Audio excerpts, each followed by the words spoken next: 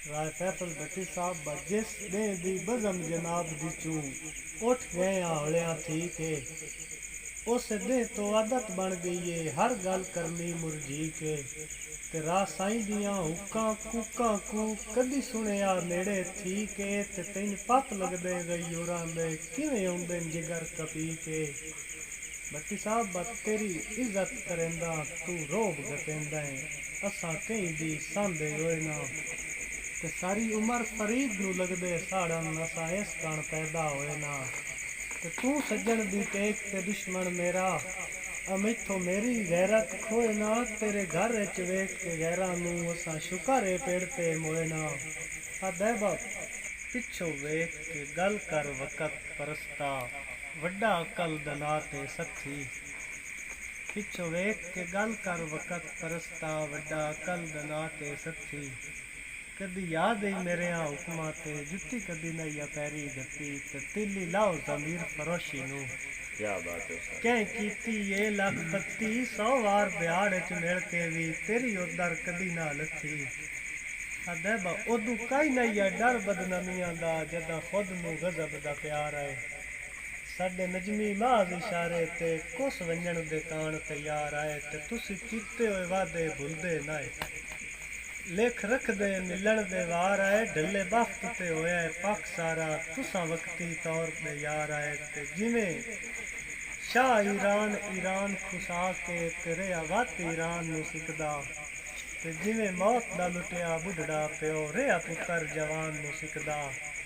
जिवें कोई गुनेगार वक़्त अखीरी रेहा खत्म कुरान नू सिकदा इंजे वांग हयात हयाती सारी रेहा एक मेहमान नू सिकदा ते जिवें शेर दा चिकिया बख निकराना लू लेंदे यारड़ियां ते जिवें बुढ़ड़ा ताजर लाल खड़ा के सिल रख के सौंदे यां ते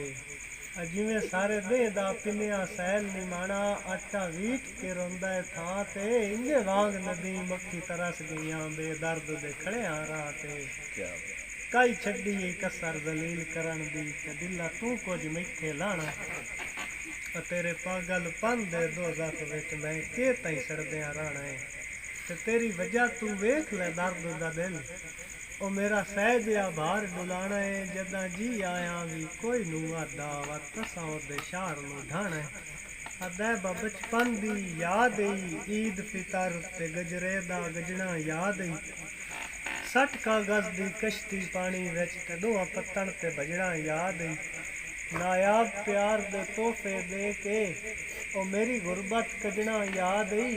आया जाबत तेरा दुश्मन कुछ कल दिया सजना याद ही अदैब किसे कमली गल तो डिठे ढेर सियाने रो पे किसे कमली गल तो डिठे ढेर सियाने रो पे ते तूफान एक संगत दा पूर खड़ा के कमजोर मुआने रो पे